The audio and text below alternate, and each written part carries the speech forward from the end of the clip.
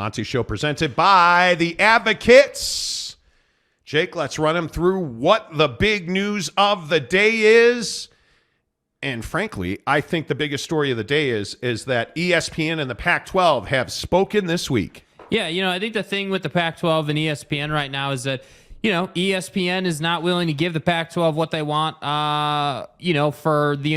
not willing to give the Pac-12 the amount of money that the Pac-12 wants. And I think, this whole concept, we were told, the Pac-12 has a, renewed sense of urgency, and that the Pac-12 is seemingly in a place now where they understand that they have to move and they have to get a deal done. And, now it's time, not that they're desperate, but they are starting to feel that pressure, that down push. And I think that ESPN we've been told that ESPN is just indifferent to the Pac-12's outcome. They're basically saying, hey, take it or leave it. This is the number, and I think on the heels of this news about Tony Petitti, becoming the commissioner of the Big Ten, I look at George Kliavkoff, the commissioner of the Pac-12, and I say, hey, man, you got to figure out what is an acceptable deal for your presidents, because we were also told that, George Kliavkoff in negotiations has been trying to hit back on $150 million request with $400 million counteroffers. And that's been one of the biggest struggles as to why the Pac-12 hasn't gotten a deal done. And I think when I hear that, I'm literally just sitting here like, dude, do you not understand who you are and the lack of value that you currently possess? Even with Prime coming into the conference, even on the news today of, Cliff Kingsbury being in your conference for one more year. Dude, it's such a struggle with the Pac-12 for them to understand their value. And so I was thinking about this, and the thought really crossed my mind, hey, this isn't George Kliavkoff's fault that he's in this position per se. Yes, he's the commissioner. Yes, he's the one having the conversations. But do you really think George Kliavkoff, wants to be put in a position where he's got to seemingly get a $400 million deal on a product that's only worth probably $100 million? Well, no, he wouldn't want to be in that position, which takes me back to this whole concept of, hey, this is on the presidents. We know 2 weeks ago, if you remember on the showroom, what were we talking about? The fact that all these presidents came out and did media, right? President Robbins and, President Randall at Utah, and all these different presidents come out. Even Ray Anderson, the athletic director, comes out at ASU and does a hit on Phoenix radio. All these people were talking, and now it's gone silent because I think they realized they messed that up, and I think they realized that they didn't really make progress. They didn't get any gains out of doing all those media hits, which I think ultimately was their goal, because you don't send your commissioner back out to market trying to get $400 million deals on a product that's worth $100 million deals or worth $100 million if you don't think you can get that. And so my feeling was that maybe by doing this media stuff 2 weeks ago, that's what they were trying to accomplish. Let's talk up the conference. Let's say, hey, we're good. We're good. We're not out of time. We would have just started negotiating this deal. It's nonsense that we're out of time. I almost feel like that was part of the goal of this group of presidents talking. So to me, when I hear, hey, ESPN and the Pac-12 have had renewed conversations this week, yeah, I guess I'm not surprised, but yeah, nothing's really changed. It's not like ESPN's going to wake up today and say, hey, George, here's a check for $400 million in ESPN Plus. That's not happening. Yeah, but I think the bigger question is, what does renewed sense of urgency mean? Because that's a big statement. And I think what we've heard about George and the guys at the Pac-12 very simply is that they've been dragging their feet, and now we were told today that they've shown a renewed sense of urgency to get this deal done. And I wonder how much of that is they're hearing footsteps now, because whether it is all this talk about Colorado leaving, this news out of the Big Ten today that former MLB COO and CBS Sports executive Tony Petitti to be named the new commissioner of the Big Ten. He is currently on the executive committee at the PGA. I think that's a big deal. I think when you hear that they're hiring an executive like that that's got deep knowledge and experience in the TV industry in the Big Ten, I think it puts you in a really uncomfortable, awkward place as a conference, because you're already vulnerable, and now there's another big daddy shark swimming into your waters. And I don't think there's any doubt that Oregon, Washington, Stanford, and Cal are of value to the Big Ten. And I think Petitti's first job now is to go ahead and find new money to make that happen. And with his connections, my guess is he's going to go right back to CBS and say, hey, let's talk about, are you willing to pay us on par for these 4 new members? Like, for instance. I mean, that is, I think, in my opinion, that's one of the biggest things. But you start hearing that, hey, the Pac-12 is asking for $400 million in total compensation for its TV deal. I think that's a hell of a lot of scratch for a conference that doesn't have a power brand in it. Yeah. You know, like, and I guess that's, you know, we can argue about what your definition of a power brand is, but are you really telling me that ASU, Oregon, Washington, Utah, are those power brands in football? Because make no mistake about it, I think the other thing that is painfully obvious is now the Pac-10, with these 10 remaining schools, this is a football league. Yeah. This is no longer a basketball league. This is no longer the Conference of Champions. That's not what this is. This is a football league.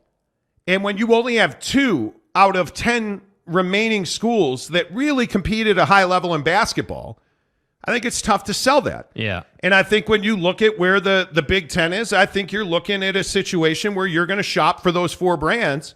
And then if Colorado's out, that's half your conference who's gone. Now you're really in an existential crisis if you're the Pac-12. You don't know that you are going to exist for much longer. This is a big flipping deal today in the Big Ten. This is a big deal with people now reporting that, hey, Colorado could jump at any moment. And then you get this news that the Pac-12 wants $400 million in total compensation. What are you doing? Which is also a big reason that the CW and the Pac-12 are dead, and we know exactly why. Because sources high atop the CW, people we talked to at the network have told us off the record that, hey, guess what? Here's exactly why this happened. Yeah. The Pac-12 wanted all of our Next Star media stations. We could not do that. The Pac-12 wanted distribution across the country. We were only willing to put them on stations west of the Rockies because that's their footprint. Okay, that makes total sense. The problem is the Pac-12 wanted WGN in Chicago was the station that was used for an instance. Yeah. They wanted to make sure that every one of their games was going to be on WGN in Chicago. And frankly, the CW and Next Star Media is not going to do that. Yeah. Because we talked about this on the show the other day. This was a small deal in a small part of the CW footprint. That's what this was. We were told that their conversations stopped within the last couple of weeks, and they never really got close to a deal, and they were never serious. Yeah. I just feel like we're in a situation where you don't have a way out if you're the Pac-12 now. You are heavily reliant on ESPN, which is why I'll go back to the original story. ESPN and the Pac-12 have spoken within the last week.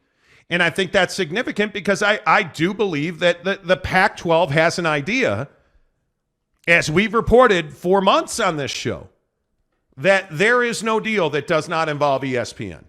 That's the only avenue.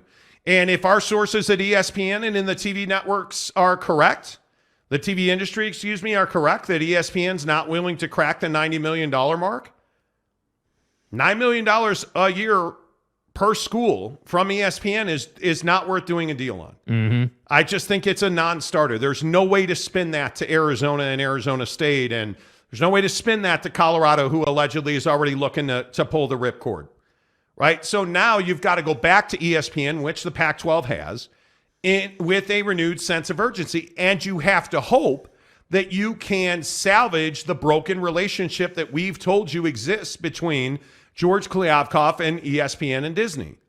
Because ESPN has no need to buy the programming and certainly no need to overpay to buy a product that they frankly don't need. Yeah. And again, if we're being honest, who wins if the Pac-12 folds?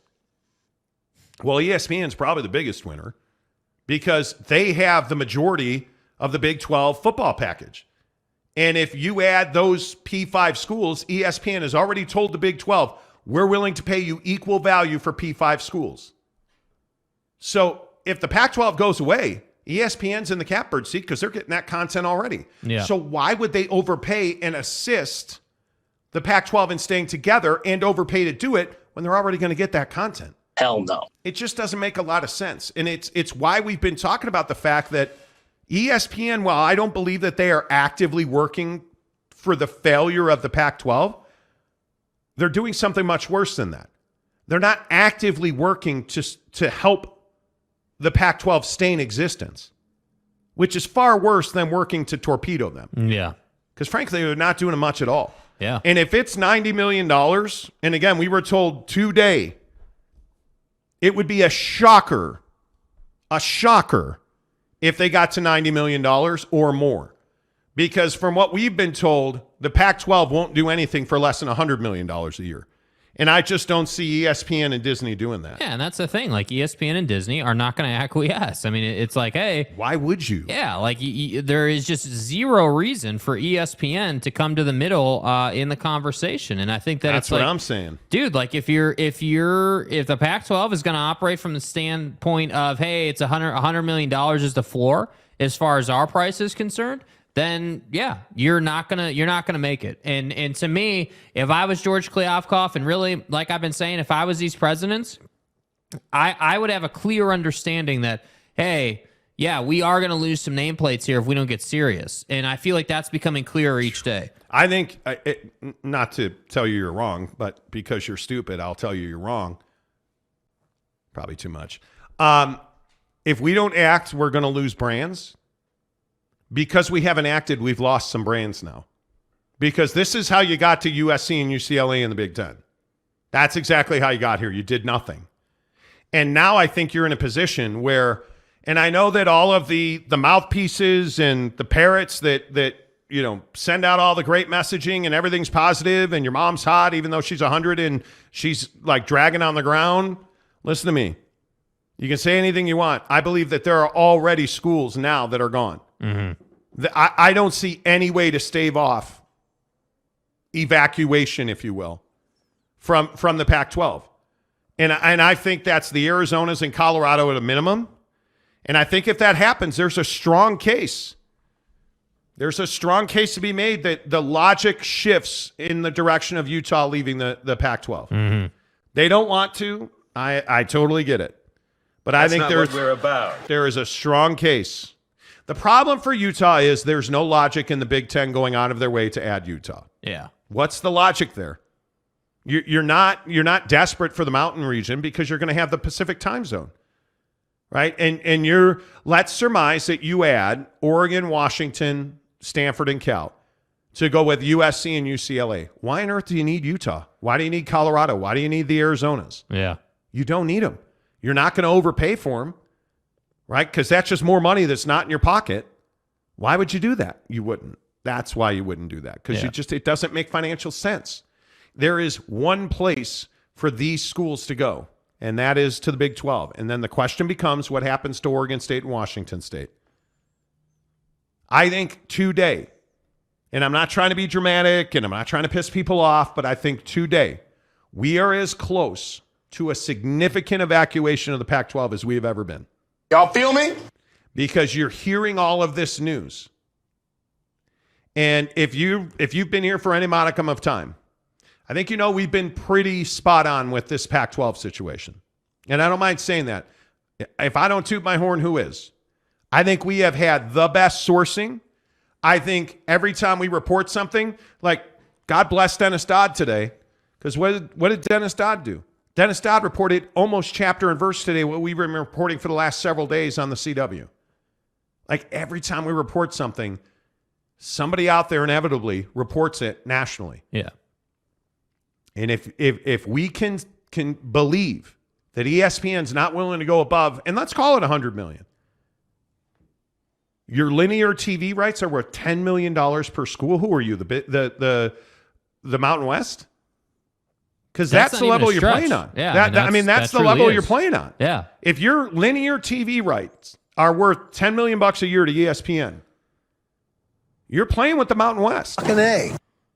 And that's just not going to keep this conference together. Yeah.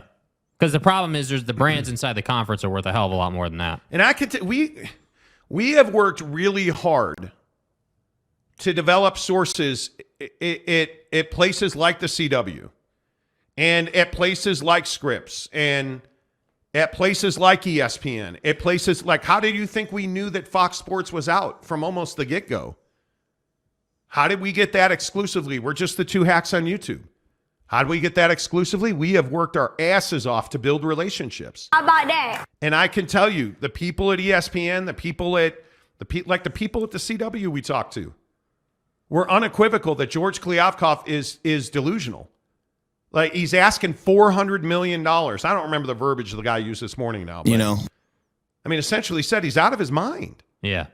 $400 million. Hell no. What is the value proposition? It's funny. This is the story of our life this week. Yeah. Okay, I'm going to give you $400 million. Right. What am I getting in return for that? Oh. And that's the question that George Kliavkoff cannot answer, because you're not delivering me huge TV markets. You're not delivering me championship caliber football teams. You're certainly not delivering me championship caliber basketball teams. Yep. What am I getting for that? That's the real issue. Oh, well, you know what? You're getting education. Well, education doesn't mean dick to ESPN. Yeah. Your academics don't mean anything to ESPN. That's the real issue here. Yeah. That's the struggle. All right. Enough of us, more of you. Gary says $400 million for your thoughts and prayers, dude. Seriously. I mean, you know. If you felt these balls, It's crazy. MH5. The CW and I on TV getting in the mix because they smell discounted love live sports. No way they would be calling if they thought the TV rights would cost a premium. We were told that George Kliavkoff actually reached out to Next Star Media. Yeah. And one of the executives there, we even know who he spoke to, and we're trying to get that person on the show. Will they come on the show? Probably not. But we have a pretty good idea how that went down. CW did not reach out to George Kliavkoff. Yeah. Did not. And I do think, like, Ion's interesting, because I think Ion's going to make a move in live sports. I don't have any doubt about that, because they see what's going on with Bally's and they see what's going on with Time Warner and Major League Baseball, and there's opportunities out there. By the way, we're all focused on, hey, are the Millers going to bring an MLB team to Salt Lake City? And, hey, is Ryan Smith going to get an NHL team? Hey, bro, when am I getting my Utah Jazz TV deal? Right? Like, that's, to me, that's a huge question. That's a huge question. Andrew says, but Utah values Cal and Stanford in football versus Oregon and Washington most. I'm not sure Arizona State, or Colorado leaving changed Utah's mind. I think the finances change Utah's mind. Yeah. Because at some point, you're going to start putting out money to subsidize your athletic program. Correct. And that's when all of a sudden athletics matter to the academia. Yeah. When they got to start taking their research money and paying for football turf. When it shows up on the piece of paper, then they start caring. That's when people start caring. Honest to goodness. Jeremy Callahan, Mr. Sulu, go to Orange Alert, Kirk out. Look at that, with you Star Trek referencing and whatnot. Nate B, how the heck are you? All I can hope is the Ducks get hitched to the Big Ten. I think now that you have a commissioner, I think you really have to look at that in the Big Ten. Yeah. Because this dude, again, if you guys are not familiar, Tony Petitti is the guy that essentially founded MLB Network. He's the former chief operating officer of Major League Baseball. And he's also a guy that, you remember CSTV, College Sports Television? That was his baby. That got sucked up by CBS Sports, who turned that into CBS, College Sports Television. That was his doing. I'm for real. And you look at the extensive experience he has in those playing fields. I mean, one of his jobs was to make sure that MLB Network got carried. Yeah. Right? So he has had the conversations. You look at his role with the PGA Tour. You know, he's on their executive committee. Like, this is a guy that's an operator now. He gets it. This, you know who this is? This is Brett Yormark. They have very similar operational backgrounds. What's George Kliavkoff not got? An operational background. Yeah. Right? Like, he doesn't have, and again, I'm not trying to be a jerk about it, but it's why I've heard from 1,001 people, George Kliavkoff is over his skis on this. He's just not the right guy to handle this situation. Yeah. Greg Hawkins says, I hate my life. Why? Why, Greg? I love you. Nate B says, hey, I heard Hulu does live sports. They do. Did you hear that, bro? Yeah. Cougar Tail, $400 million, and I get Jack. Ouch. Well, that's a question. Yeah, dude. And as much as Cougar Tail is tongue-in-cheek here, I'm being serious. If you're a TV executive and George Kliavkoff's on the other end of the phone, and let's just say that he wants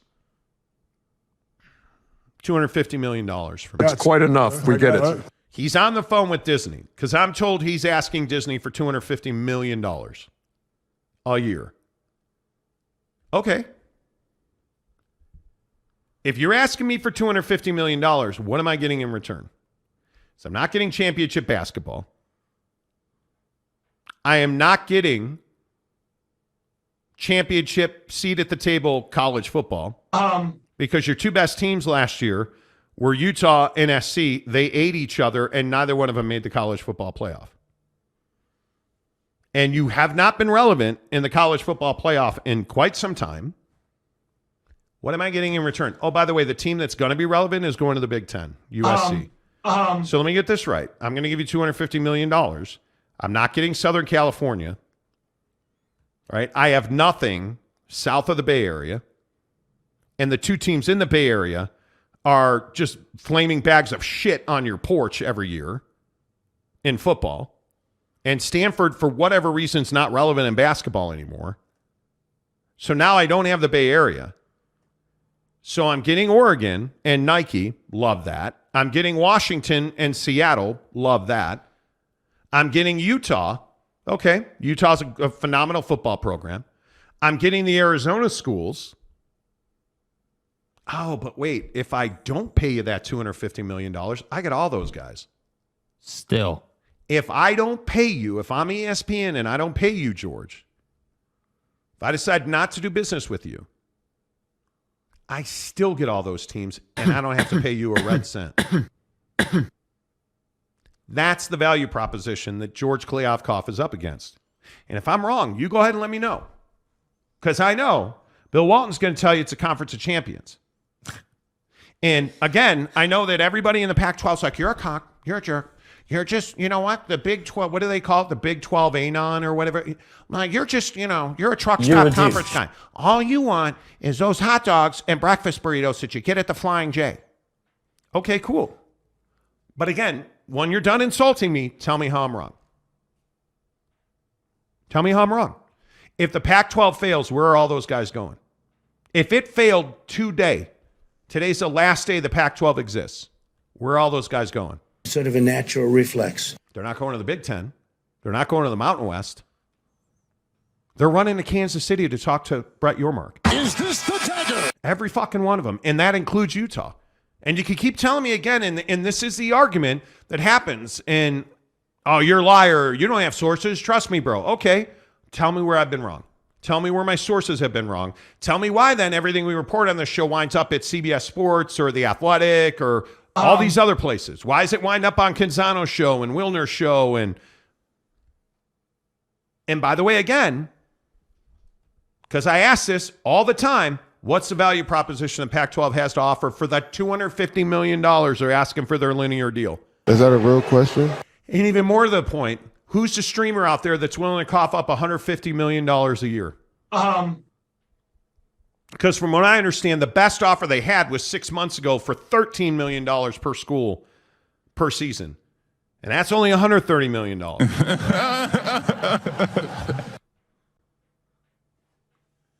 So what's the value proposition? That's what you can't get away from. Yeah. They don't have a value proposition. And the real kick in the nuts, and again, I'm here for it, dude. Bring the smoke, bro. Does San Diego State fix your value proposition? No. It improves it. It improves it. But does it fix it? No, it does not. No. No, it does not. Because the ABC station in San Diego does not add $150 million to the bottom line at Disney. It just doesn't. Yeah. And I'm not talking about everybody wants to say, well, Disney's doing layoffs. We just hit a bad spot. No, it didn't. You got your ass kicked by Brett. That's what happened. Because the money is there. Yeah. Let's stop acting like, oh, well, ESPN, they're broke. Don't play intramurals, brother. No, they have the most profitable business division at Disney. They're not broke. They're spending money on rights deals. By the way, they just did a new deal with Brett Yormark in the Big 12. Oh. The problem is you don't have a value position. So I'm just going to keep asking until one of you guys answers the question. Because I have a lot of respect for where the Pac-12 is right now. Again, whether you believe me or not, I'm a passionate Pac-12 supporter. I love Pac-12 football. Love it. It breaks my heart to see USC and UCLA leave that conference because that's the guts of the conference. It's not – everybody wants to talk about Oregon and Washington. Fuck them. They're not the guts of the conference. This conference was built in Los Angeles with USC and then secondarily UCLA. We built this program on NIL. And I'll remind you, go back to the Casey Jacobson days at Stanford. Go back to the Tedford days at Cal when they were competitive. Right? Now, was Oregon good and was Chris Peterson good at Washington and Chip Kelly at Oregon and Bellotti at Oregon? Yeah, absolutely. At the Dennis Dixon days, all of that stuff. They were absolutely good. But that was then and this is now. Washington's been a dumpster fire since the day that Chris Peterson walked out the door. Texas, man. You have an interim president at Oregon, and you're just now turning around here. But now Oregon State's got a new stadium, and the conference is vastly different. You lose Los Angeles, you lose the conference because you lose your value proposition. Okay. What really do we have to lose? A lot. That's what I'm saying. A lot. That's what I'm saying. All right, enough of me. I don't mean to, Truck Stop Gumby says the Tedford years. Exactly. Empty. The opposite full. Jeremy Callahan. ESPN has a Pac-12 in a submission hold and it's just waiting for them to tap out. Yep. Rear naked choke. Dude. Know your role and shut your mouth. Rear naked choke. Jeremy Callahan, the value proposition, why it is the prestige, of course. Bigfoot Duck says you were wrong about Jake. He does know when to pull it out. Okay. I mean, that's true, but I don't know why you decide to comment that there. Who is he, Nick Cannon? Yeah. By the way, yesterday on the program, we talked about T Swift. Did you see what came out today? No. Nick Cannon wants to have his 16th baby, I think it is. Maybe it's his 13th. With T Swift. Dude. No, I'm not playing. No. You're not going to pull me into the. No. I'm not doing bro. it. No, you're not. You're not. Oh, shit. Cyclone Steve, if ESPN doesn't get CU and UA for $25 million in the Pac, they get them for $20 million in the 12. They do. Andrew, if Colorado and Arizona jump first, does two Northwest little brother schools in new states to pair with Gonzaga basketball constitute a better play for expansion and for TV partners than Utah and Arizona State? It does not.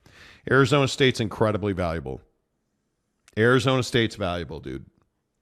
Arizona State brings you Phoenix. The Tucson TV market is tiny. And having been a Phoenician, having lived in Phoenix, by the way, it's hot and it's a dry heat, and that doesn't help. Arizona State delivers Phoenix. Arizona does not deliver Phoenix. No. Arizona State's valuable. And Utah's the best team in that conference. So, Tanner Plummer, flyover conference ain't not exactly right. Thank you, Tanner. Brandon Butler, I can see the Big trying to get CBS to produce games, then selling the content to Amazon. There is some of that. I think, it's interesting. Talking to the guys at Next Star Media today, one of the things he did say is the infrastructure of the Pac-12 made a difference when we were looking at cost. Because what the Pac-12 has that it wishes it did not is all the infrastructure from the Pac-12 network. But now it needs it, so it wants it, and it loves it. Because every Pac-12 stadium is wired and hot, ready to go for TV. And they have all the infrastructure to do it. I think one of the things, or I know one of the things that Kliavkoff is selling is, hey, just sign the paper. We'll handle the rest. And it should not be lost on people. Who else does that? CBS. And you know who CBS does it with? The Masters. The Masters is in complete control of what that sounds and looks like. I.e., that's why we get fake birds and stuff in the background at the Masters. Yeah. Yeah. And trees falling and almost killing people. You know. But my point is, it's not unprecedented. No. Thursday Night Football at Amazon. It's not unprecedented. But it's not as though the facilities or the network or the infrastructure is so valuable that you would. Bad money is never. You're never going to put bad money into a deal when it's that bad. Alex Chacon says, I haven't heard about Lisa Wilson in a while. She doing okay? Well, once the Aaron Rodgers trade is made. What now? Let me tell you what now. Cougar Tail says, Monty, no T Swift. It's a trap. Exactly. He also says, casual. Seriously, the relationships you and Jake have with these media people are amazing. We've worked really hard, dude. Yeah. Like, it has been one of the things that we've succeeded at is getting you guys to hit the like button. Seriously. Guys, we've had almost 4,000 views on this show and we only have 160 likes. Casual. Mid. Jagos. Brutal. Let's go, lazy. Hit the like button. That would be great. I think one of the things that's very interesting is that the media companies want to talk. Yeah. Because they routinely take a beating in these things. Gilbert Canales. Fresno State is the 5th biggest city in California. Well, Fresno State is not a city. Fresno's a city. It ain't like you said Reedley. My bad. Ranks 54th in the nation, and the surrounding Central Valley has 4.3 million people. Cool. Apparently none of them root for Fresno State. Because, again, I just keep telling. And this is, look, Gilbert, and maybe you're my huckleberry here. Do you need a single up, bro? Do you and Gilbert need to have a moment here? Come on, Skippy. Let me ask you something. Fresno State. Sell me Fresno State. Pack your shit. Let's go. A lot of people. The surrounding valley, the Central Valley. What do we do for a living in the Central Valley? Butthole. We work with our hands, right? In all seriousness. Yeah. We work with our hands. We're laborers. We're farmers. We're agriculturalists. We're environmentalists. We're winemakers. We are small business owners. And I say this every time we talk about the Central Valley. Those are all great people. They're the heartbeat of America. I wouldn't guess that half of them watch college football. I know that region of this country intimately well. I've spent too many long hours in that region of the country. And the issue is Fresno State is not some legacy football program. They're not some legacy basketball program. Oh, they put guys in the NFL. So does your mom. Program. Like, everybody puts guys in the NFL, bro. Everybody. The problem is Fresno State, you're like, oh shit, Fresno State's on, Jake? Whew, you better turn that on. No, Stay hard. Oregon's on. Oh man, turn on Oregon. Stay hard. Hey, by the way, let's see. What's the Big 12 schedule look like? Oh, K-State's taking on BYU. 2 million people are going to watch that game. BYU, a religious institution that people just think are a bunch of weird people that, have on magic underpants and shit, draw 1 million people to the TV. In God's name, image, and likeness. Every time they play. Yeah. So it's not that Fresno State alums are bad. How many Fresno State alums are at their football games? Let me ask you this. How many Fresno State alums are at their road games? Because everybody wants to rip BYU to put, hey, you put BYU in, put Fresno State in. Okay. Well, how many unbelievable crowds have you guys done on the road? Because I've seen 3/4 of the stadium in New Mexico full of those Mormons in their weird underpants. And I saw BYU fans intimidate Oregon fans to the point where they had to slander them with religious hate. And I see the TV numbers that BYU puts up. Fresno State doesn't do that. Fresno State doesn't move the needle. And you can be upset about it, and we can sit here and we can go back and forth about it. How does does anybody know who's the biggest basketball player ever at Fresno State? I don't fucking know, and neither do you. I have no idea. Like, we could talk about football, the Carr brothers. We can talk about Devontae Adams. All right, cool. Do they have 7 basketball players ever? I'm sure they do, but I don't know who that is. I have no idea who that is. Right? Like, I don't know. Yeah. And my point is, and this is what I keep trying to get people in Fresno to understand. It's not like some knock on you that all of a sudden, hey, Fresno State like is some juggernaut in football, basketball. Like, they're better. Honestly, their secondary sports, that's where Fresno State has value. It's not football and basketball. Yeah. So it just is what it is, man. Yep. It is what it be. There you have it. It is what it is. I mean, I don't hate Fresno State at all. And I feel like people think I hate Fresno State, and we always get the asshole Yeah, that comes people in. get all pissed. Listen to me. You will put Fresno State in the Big 12. Jackass. You will talk about them with the way that you talk about San Diego State, or we're going to throw tortillas at your ass. Where's the Italian? Okay, well, Fresno State just went to the final. I mean, Bulldogs are cute and shit, but they don't make us money because they don't go to the Final Four. Are people Myron? Like, quite literally, San Diego State can be like, we just went to the Final Four, dude. Have you been to Old Town? I mean, I've been to Cattleman's and flipping Fresno and Reedley. Reedley's great. I know it for schools and wine. Cool. Okay. I feel better. Gilbert Canellis says Paul George. Okay, cool. Cool, man. I love you, bro. That was such a clutch poll. Jeremy Callahan says tortilla throwing is Texas Tech. Okay. Same thing. Yeah, same thing. If you guys ever want to kick it, we'll flow. Cool. They have the best Mexican food in Old Town San Diego in the world. Yeah. San Diego State to the Big 12, Joe Berg says. J.K. Marshall says, got to run. Good luck tomorrow and Thursday, Monty. Thanks, J.K. We'll see you Friday. See ya. Or Thursday. I'll be here Thursday. Thursday. Yeah, we got a show Thursday. Well, it depends on what's hanging out of my ass, but yeah, we probably do. Probably. Tanner says, yeah, they already did Greg Hawkins.